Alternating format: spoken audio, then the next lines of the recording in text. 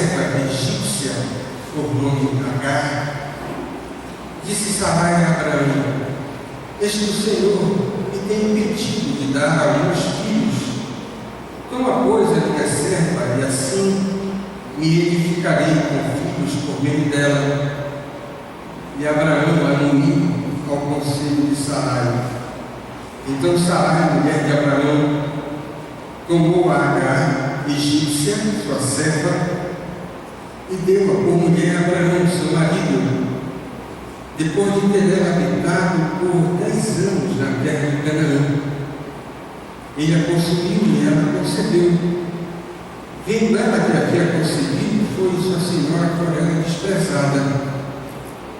Disse Sarai a Abraão: seja sobre ti a afronta que se me faz a mim. Eu te dei a minha serva para possuires.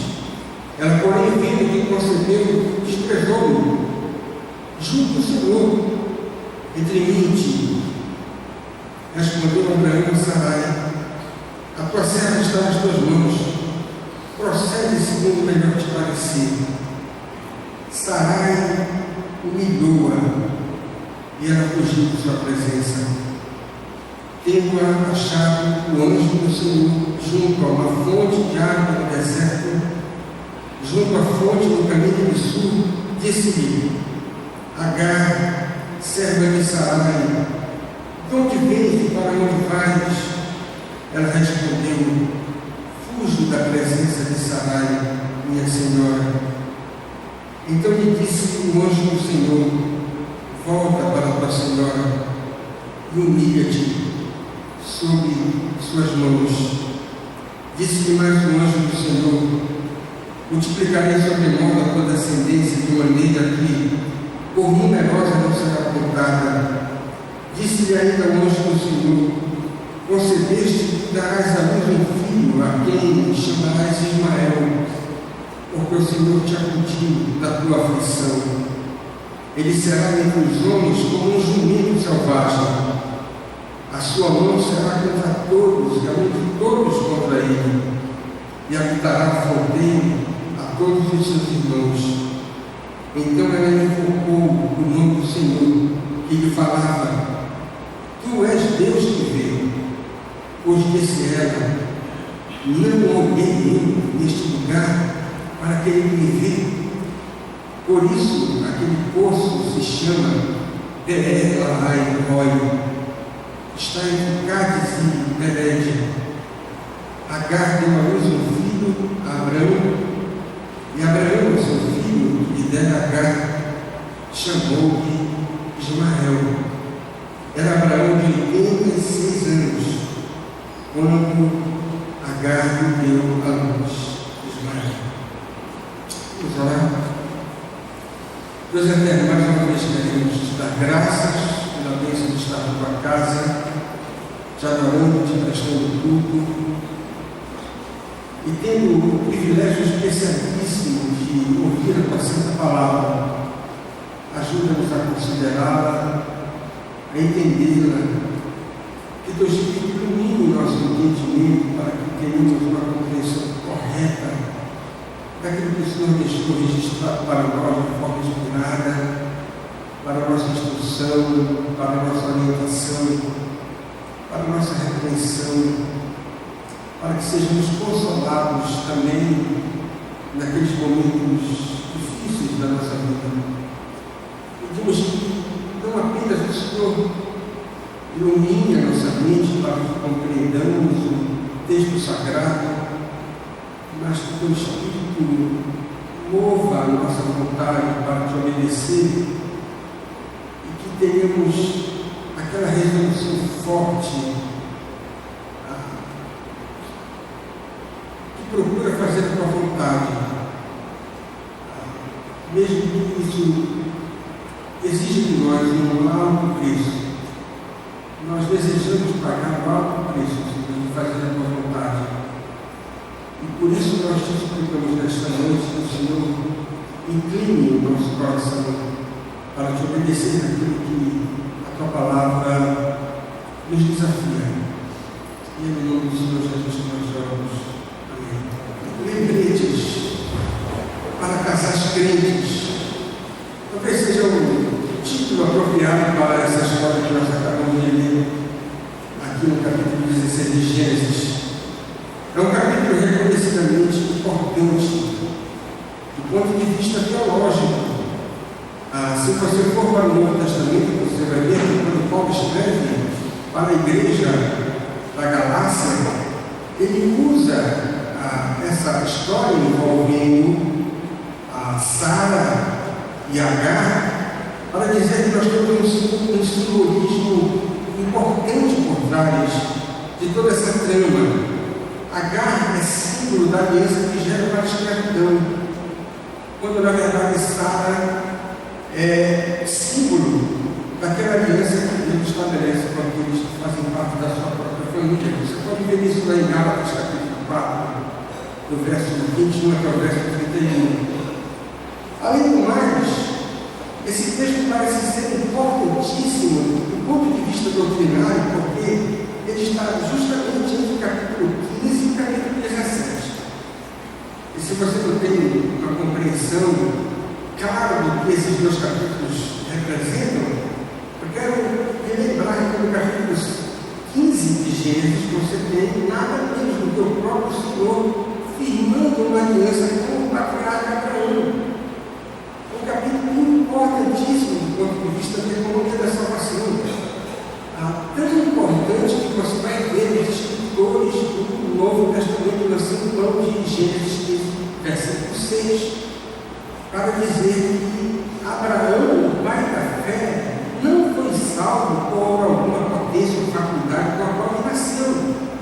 Ele foi salvo porque Deus outorgou a ele um dom que o capacitou para ter os seus pecados perdoados ou experimentar a justificação, se você quer uma terminologia usada pelo apóstolo Paulo.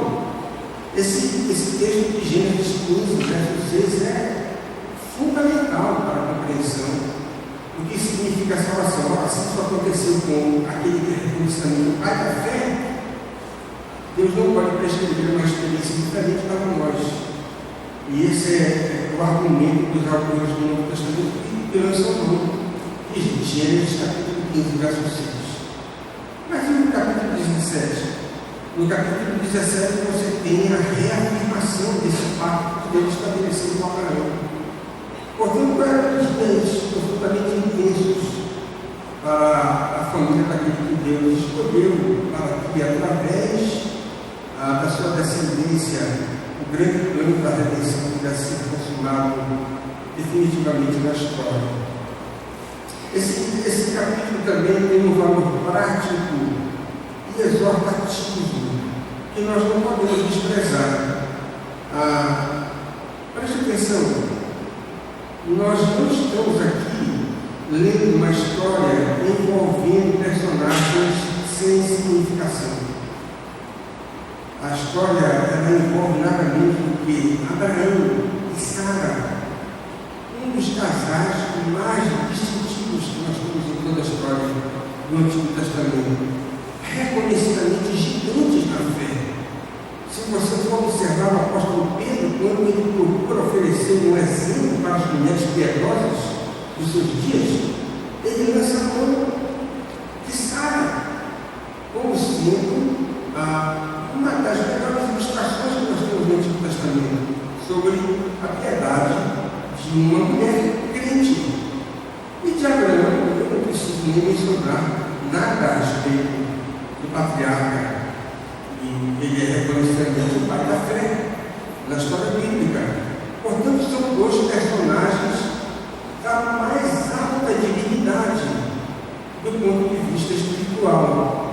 Mas preste atenção, esse casal está vivendo dias não de silêncio. O casal está vivendo dias de significativas operações sobrenaturais da graça de Deus e justamente a favor deles.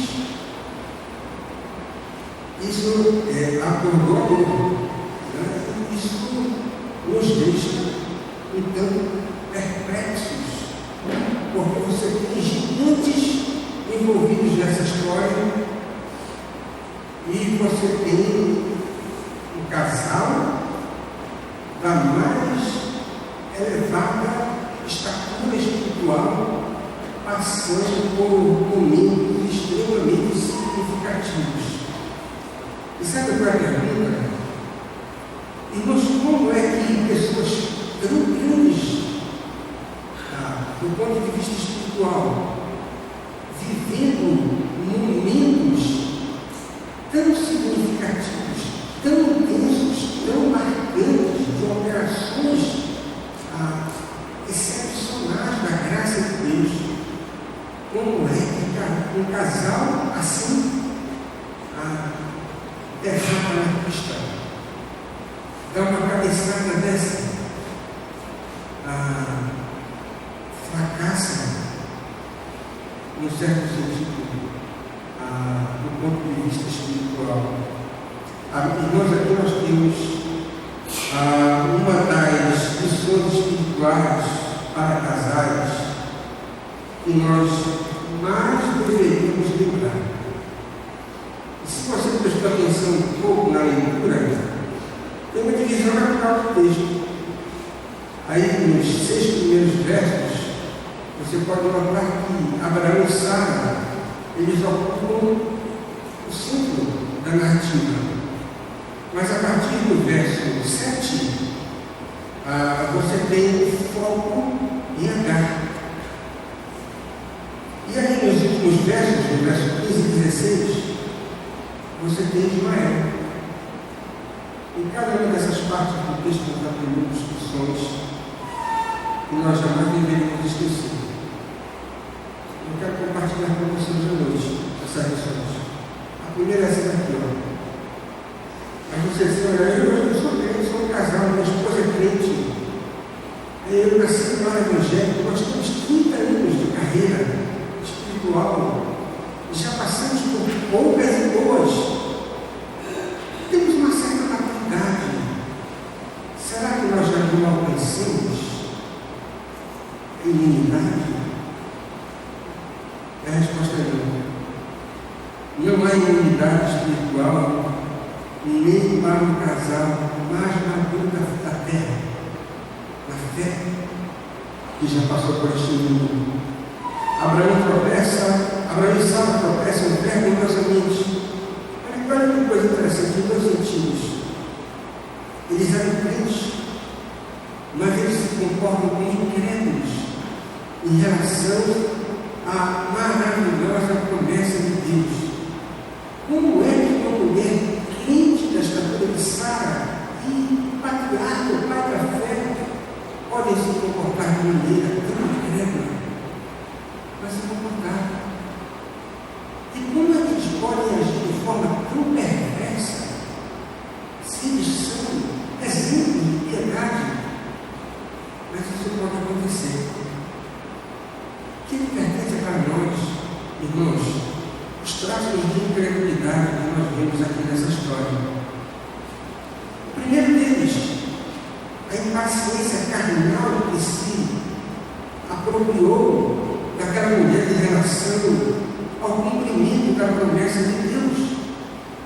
E o texto faz questão de dizer, eles já estavam em Canaã há 10 anos. Preste atenção nisso. Quem pode dizer, quem pode marcar data para que Deus cumpra as suas promessas, mesmo que sejam promessas objetivas a nosso respeito? Nós não podemos dizer que no próximo ano Deus tem que cumprir determinada coisa que Ele nos prometeu. E aquele casal tinha aqueles objetivos a respeito da promessa divina. Mas eles não podiam marcar data.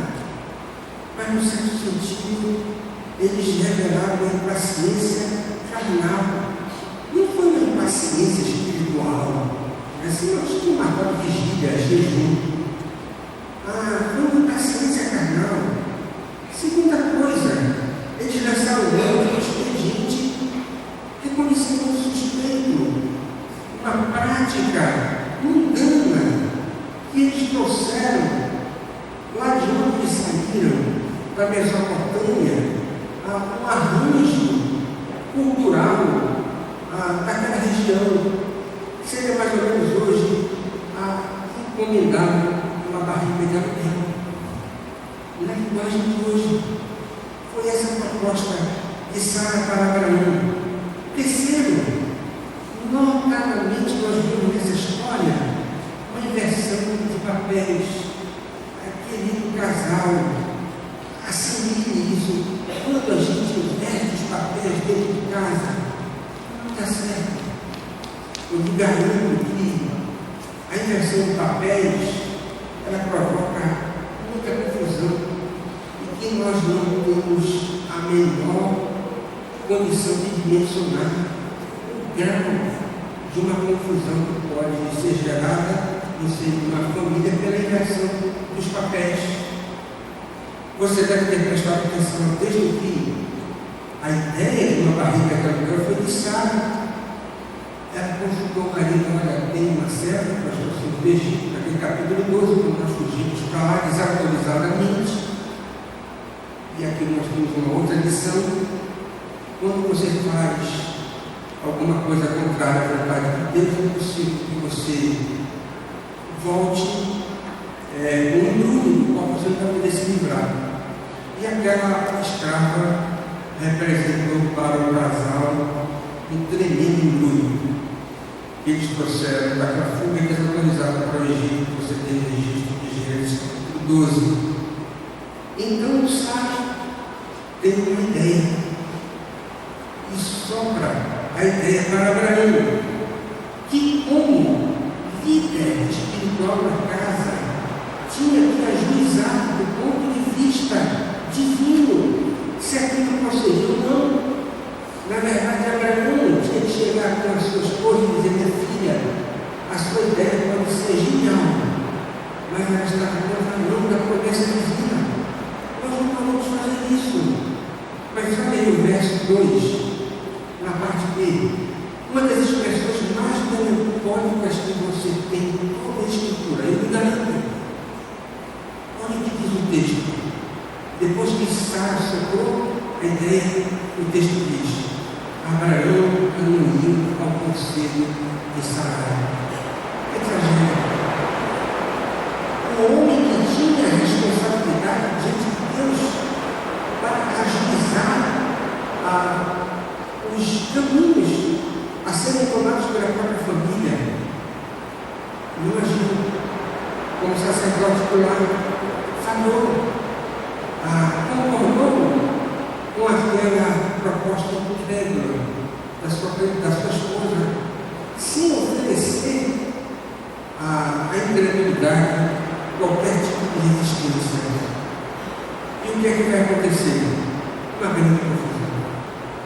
Não poderia ser diferente. Quando nós andamos na contramão da vontade de Deus, nós estamos indo na direção da tempestade. Não adianta. E olha o que aconteceu. A escrava concebeu. Ela não tinha os problemas de esterilidade de Sarai. Ela concebeu. Mas preste atenção, aquela concepção viu a cabeça de Agar. A escrava, ela foi tomada por um orgulho desbordado. Não podemos negar isso. Sara se enriqueceu com aquela altivez daquela que havia sido trazida para a própria casa na condição de escrava. Agora ela estava se sentindo como sendo a própria senhora da casa. E talvez peitando a própria esposa de Abraão, Sarai. Sara tenta transferir a culpa para Abraão. Você deve ter percebido isso no texto. Defende certamente a sua inocência, como se foi ela que deu a ideia. Foi ela que deu a ideia. Não poderia transferir a culpa para Abraão. E mais ainda, ela até de forma patética. Veja aí no verso de número 5, no final do verso ela diz: olha lá, como é que alguém crente, quando derrama na pista, fica completamente descaracterizado. Aquela mulher crente que tinha me dava aquela ideia incrédula, que agora estava chateada, que a Bíblia comprava número, ela diz: julgue o Senhor entre mim e ti. Que coisa feia. Ela ainda se rebala, depois de ter dado uma ideia terrível, incrédula. Ela procura afirmar a sua espiritualidade sem estar, sem qualquer condições para fazer isso. Mas a confusão continua. Abraão novamente falha, convenientemente se omite e transfere a responsabilidade de resolver a questão. Porque fraqueza, um homem de Deus, um patriarca da estatura de Abraão, tirar a mão, fugir da responsabilidade, sentir. Nós devemos sentir vergonha dele, de Abraão, vergonha dele. Ele se omite, diz: não vou resolver a questão, nem agiliza o caso, e passa para Sara a competência de resolver a própria situação, o próprio imbróglio, quando reconhecidamente ela não tem condições espirituais, nem do ponto de vista moral, de propor uma solução para o caso. Por uma simples razão, ela era suspeita, ela estava envolvida na situação. E como é que aquele homem faz um negócio desse? Diz para a mulher que ela deve resolver. Mas que resultados desastrosos. A gente poderia parar aqui, de tanta dor no nosso coração, e ver um casal completamente descaracterizado. Mas isso não é tudo. Eles não apenas se comportam de forma incrédula, mas eles agem de forma incrivelmente perversa. Olha só que coisa. Antes de mais nada, vamos enfatizar aqui que este é um dos casos mais tenebrosos que você tem na história do mundo.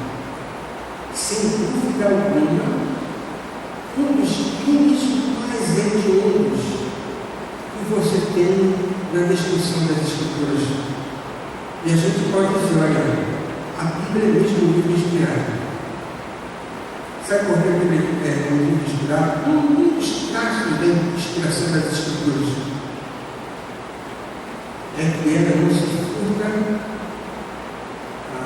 de esconder, ela não esconde os pecados dos seus maiores heróis. Se fosse um livro inventado para contar vantagens de pessoas que supostamente serviram a Deus com algum interesse envolvido, se fosse um livro de fantasias, você não teria os deslizes dos seus maiores heróis sendo registrados nesse livro. E aquele casal age de forma perversa. Primeiro, Agar é punida de forma desumana. O verso 6, a parte A, é uma observação grave. Sarai, me doa. É o que você tem. Aí, nós podemos imaginar que ela descarregou toda a sua raiva, toda a sua frustração, a sua vingança, pelo orgulho suscitado daquela mulher que estava numa posição reconhecidamente inferior a ela, era bem subordinada a ela. É como se Sarai tivesse passado por cima dela como um trator, de forma impiedosa, em virtude do orgulho manifestado pelo fato da concepção. Segundo, Agar é tratada desonestamente. Ela foge, depois de ser terrivelmente humilhada pela sua senhora, foge da agressão do Egito. Mas presta atenção, ela está gestante. E provocar a fuga de uma mulher gestante é extremamente terrível. pior é que, com aquela fuga, o casal que havia contratado Agar não cumpre o contrato que havia estabelecido com aquela escrava, viola aquele acerto para que a escrava procriasse para a própria família. Do ponto de vista moral, isso é iluminado.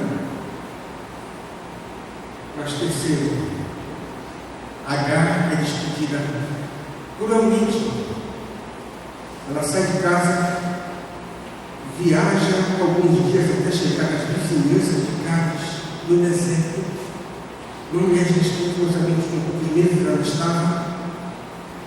E olha que coisa interessante, o casal piedoso não vai atrás dela. Como? Por direito, na lei, eles tinham o domínio sobre aquela mulher, mas eles não vão atrás dela. Eles ignoram o estado daquela que era a propriedade deles, que estava gestante, que havia saído de casa de forma cruel. Preste atenção nisso.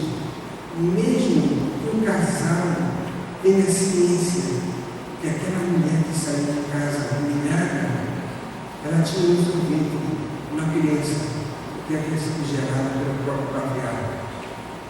Nem isso moveu o casal para que fosse atrás dela. Isso não tem descrição. Não há palavras para descrever isso. Aí talvez você pergunte, mas um casal crente dessa estrutura pode errar assim. Aí está a lição para todos nós. Nós não somos diferentes. Nós corremos os mesmos riscos. Nós somos de carne e osso, como era Abraão com Sara. Podemos agir de forma incrédula, terrivelmente incrédula. A fé que nós professamos é verdadeira. Ela não nos inicia para nos impedir de agir de forma carnal, cruel, impiedosa, perversa. Porque aquele casal agiu assim. E com certeza no céu, se tiver alguma fila, eu falo de mim. E talvez você concorde comigo. Nós vamos estar muito atrás de Abraão e Sara. Eles estarão muito mais perto do que nós. Mas ainda assim, agiram de forma incrédula e perversa. A segunda lição você tem no verso 7 e no verso 14. Não há solução para as crises sem a operação da graça divina. E aqui nós temos uma maravilhosa palavra de esperança. Mas será que um imbróglio no qual eu me meti tem jeito?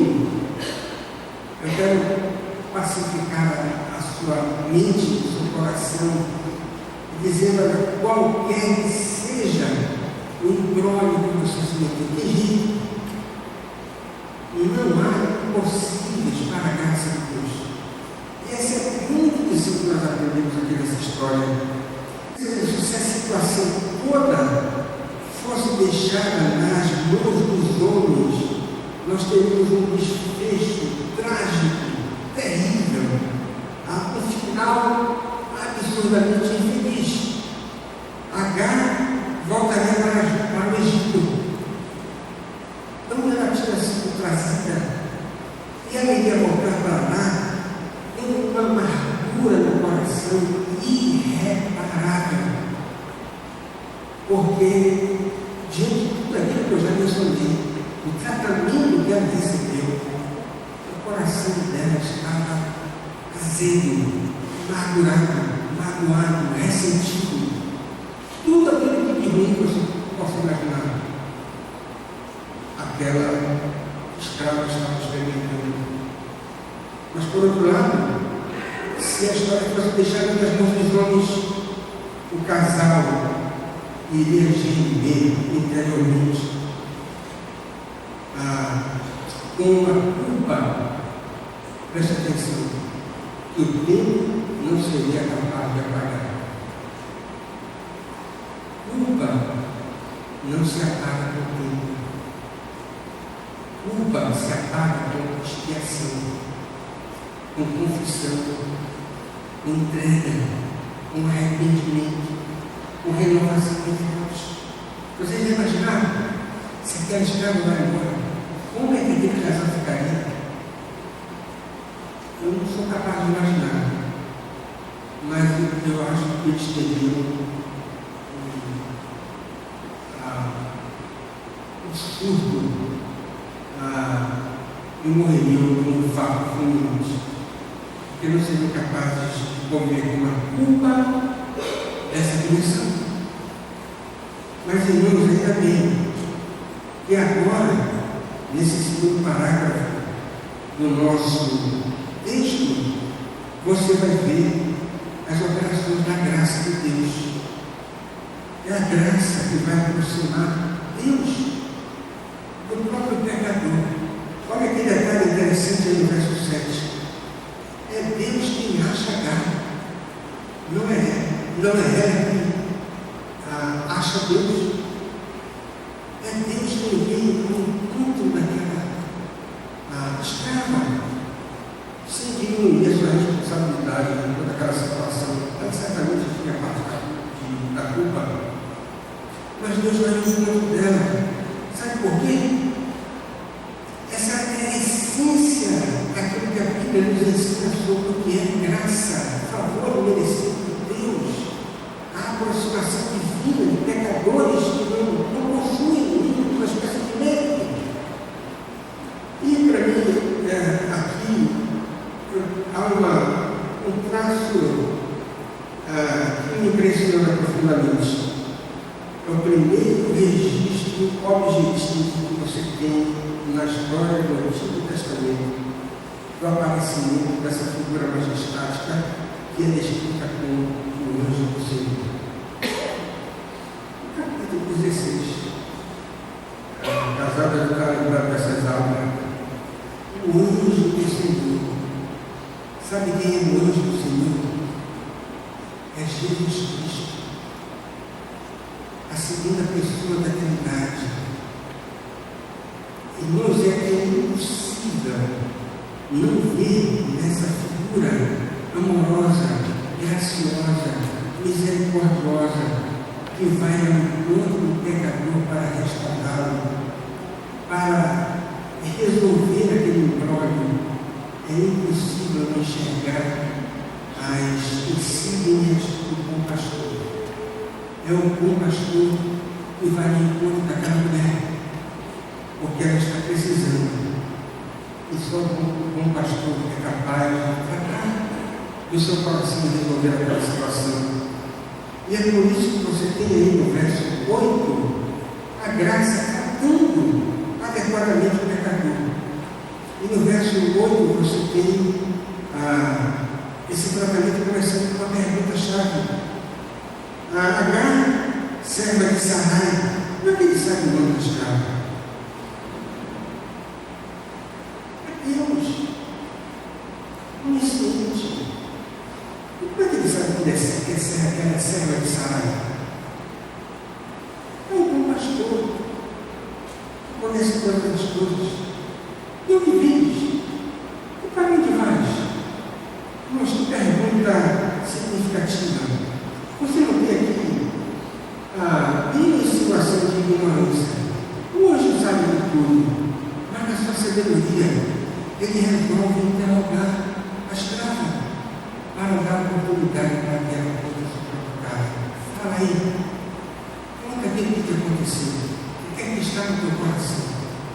Parece que essa é a psicologia do anjo, de dar oportunidade para que aquela mulher possa abrir o seu íntimo, expor a sua situação, para que ele pode tratá-la de forma adequada. condição da escrava, o anjo diz assim: fique tranquilo, eu tenho um remédio para você. O remédio, ele tem eficácia divinamente garantida. E olha o remédio que o anjo prescreve aí no verso 9. Com duas palavras: volta. E volta. Você tem que voltar onde você veio. Duro, né? Muito duro. E o anjo diz mais ainda: você tem que mudar a sua atitude interior. Ao invés de você se inflamar, se ensoberbecer, se exaltar, você tem que se humilhar. Isso é um remédio. Volta e se humilhe na presença da sua Senhora. Então, logo isso, a gente deve aprender. Mas é o caminho para que ela pudesse resolver aquela situação na qual ela estava metida. O anjo vai desafiar Agar à obediência. E olha aqui indicadores maravilhosos da psicologia divina. No verso 10 você tem uma promessa: volta, humilha-te. Aí o anjo diz: porque eu vou multiplicar sobre o mundo a tua descendência de maneira que por uma numerosa não será contada. Teu filho não vai nascer, mas ele gerará uma descendência extremamente numerosa, uma promessa extraordinária. Veja no verso 12, a orientação diz que mais longe do Senhor: concebeste, darás à luz um filho, a gestação vai ser interrompida. A quem você vai chamar Ismael? Porque o Senhor te acudiu na tua aflição. Orienta qual é o mundo com o qual o menino deve ser batizado. Ele vai ser um menino. Um menino. E veja o verso de número 12. Você tem uma advertência: o menino vai ser fácil. Ele vai ser danado, selvagem, briguento. Ele vai viver como fronteiriço aos seus donos e ninguém vai conseguir tomá-lo. Esses são instrumentos que divinamente hoje se utiliza para constranger o coração de Agar a fazer o que é certo. Preste atenção. Quase que frequentemente, quando Deus nos ordena alguma coisa, Ele nos incentiva com algumas promessas, com algumas orientações, com alguma palavra de estímulo para que a gente seja inclinado a obedecer. Porque vale a pena obedecer a Deus. Não são produtos de barganha, Deus não faz barganha.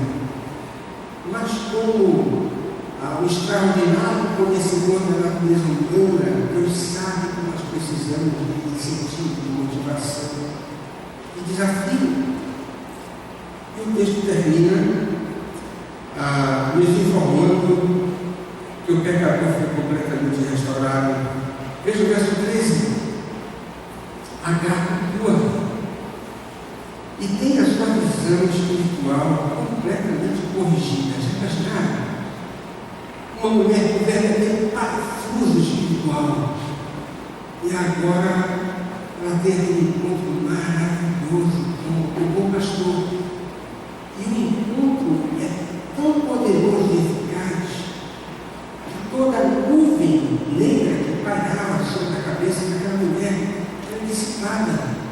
E a sua mente volta a raciocinar de forma espiritual, a tal ponto que ela é levada novamente a oferecer a Deus a adoração. Irmãos, que operação extraordinária da graça de Deus, da sua visão espiritual corrigida e ampliada no verso 13, a parte B, quando ela diz: olha, tu és Deus que vê. Ela agora teologicamente, a partir do encontro espiritual que ela teve conosco da aliança. E olha, literalmente, o nome do poço, eu não recomendo que você dê ensinando para mim um menino, que eu posso nascer na igreja, eu chamo um menino B.R. Ele vai ver se a coisa do professor, né? É o nome dele. Mas sabe o que significa esse nome? B.R. Como é o teu nome? É B.R. É difícil de pronunciar, mas sabe o que significa? Poço da continuação da vida. Depois de Deus ser visto. E não que significado maravilhoso. Aquela mulher teve uma visão de Deus, uma teofonia, uma manifestação sensorial da presença divina. Pode ser também o nome do poço significar: vi a Deus, escapei, sobrevivi. Aquela mulher tinha perfeita consciência do seu estado de miséria, da sua dívida, do seu orgulho, da sua arrogância, da parte que ele cabia naquele brolho todo, e como é que agora ela vai vir? Deus, ela sendo uma pecadora, e aquela experiência vai ser extremamente significativa, parecida com aquela que Isaías teve no capítulo 6 do seu chamamento. Ela diz: olha, eu vi a Deus, escapei, sobrevivi, não fui nada pela santidade divina. Irmãos, que evidências maravilhosas da graça de Deus. Nós não podemos abrir mãos. Se nós queremos solução, se nós queremos resolver as coisas, nós precisamos recorrer à graça de Deus. Sem a graça de Deus, não tem como nós termos a solução para as nossas dificuldades. Essa é uma lição maravilhosa dessa carta. E por último, versos 15 e 16, uma advertência. Não há cancelamento de encomendas, ainda que você receba a perdão completa. Ismael, sempre do último parágrafo. Ele vai nascer.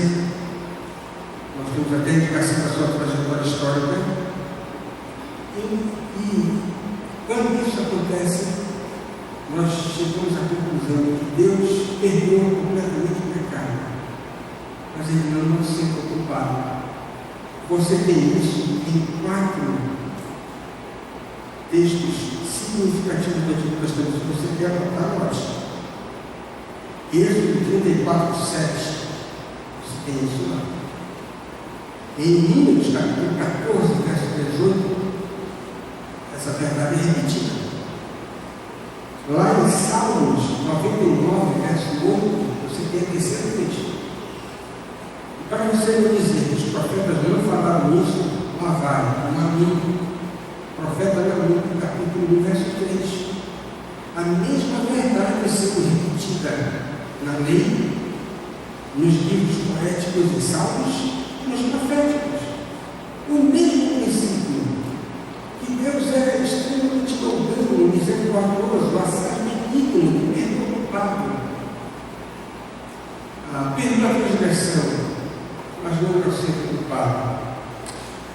Observe como isso é verdade. A crise familiar foi contornada. É o que nós aprendemos. Agar voltou e foi recebida pelo casal. Não há detalhes, mas nós só podemos presumir uma coisa. Houve quebrantamento de ambas as partes. Isso parece óbvio. O casal que deve ficar em casa extremamente separados deve ter soltado foguetes ao ver a chegada voltando e com o rosto brilhando por causa da experiência que teve com o anjo do Senhor. Quando o casal deve ter avistado a escrava, deve ter tomado um susto, né? O coração deve ter disparado. Olha o rosto também. Deve ter sido muito arrebatador.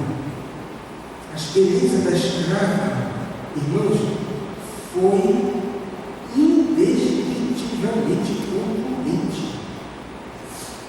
A experiência que ela teve com o anjo do Senhor a marcou com impressões que nós não somos capazes de descrever. Ela foi profundamente abalada, impactada com aquele encontro.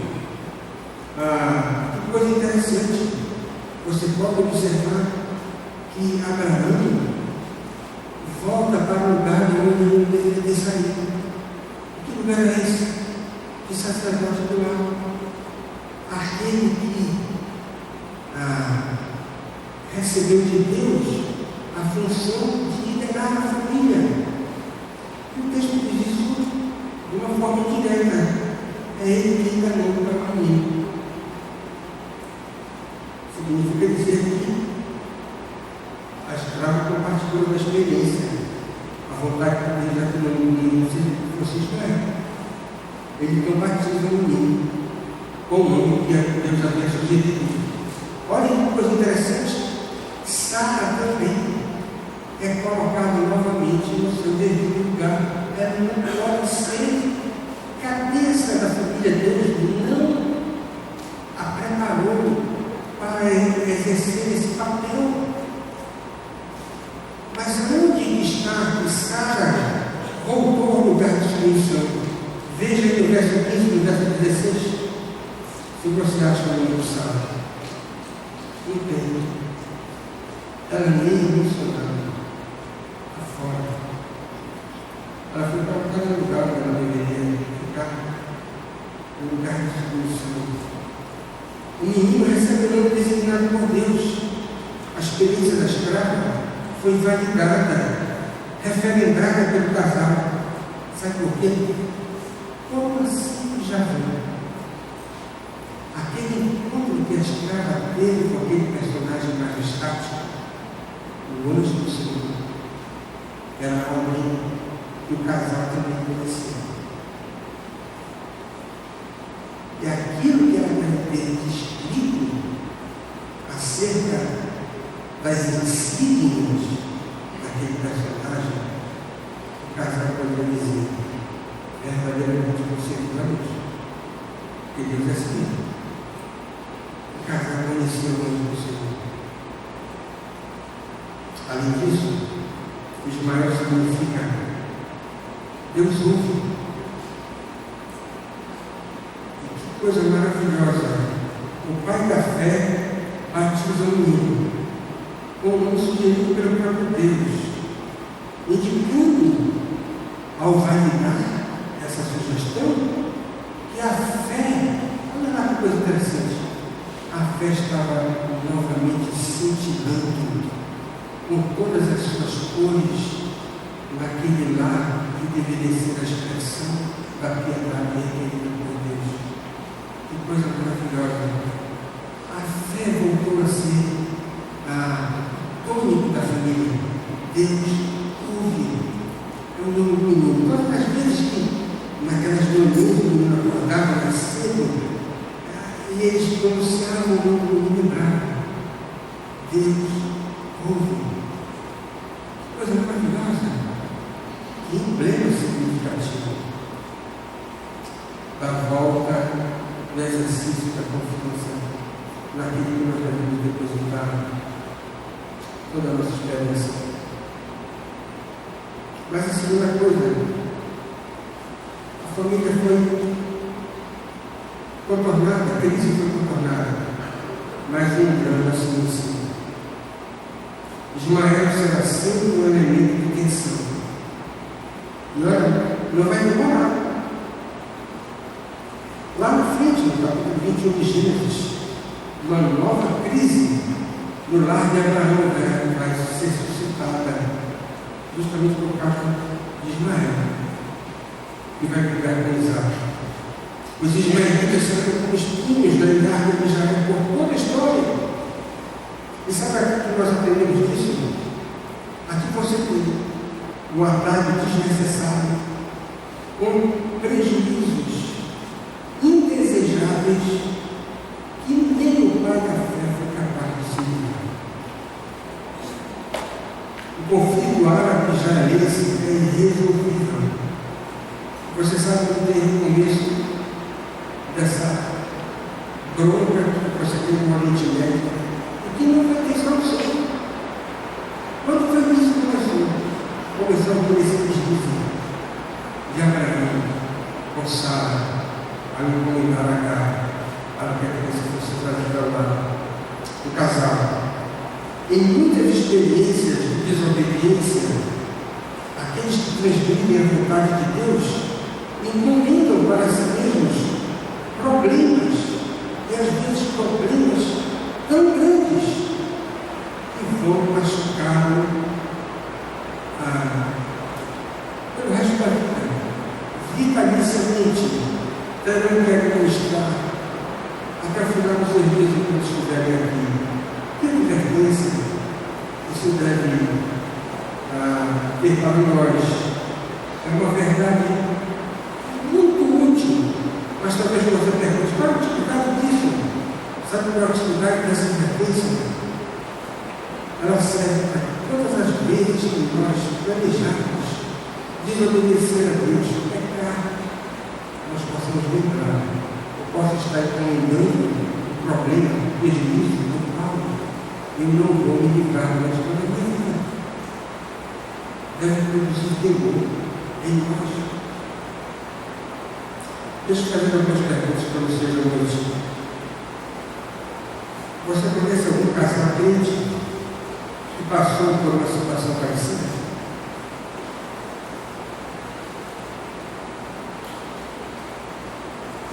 Conhece?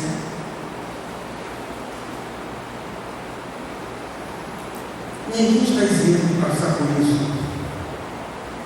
Cuidado. Lembre desse capítulo de Abraão e Sara.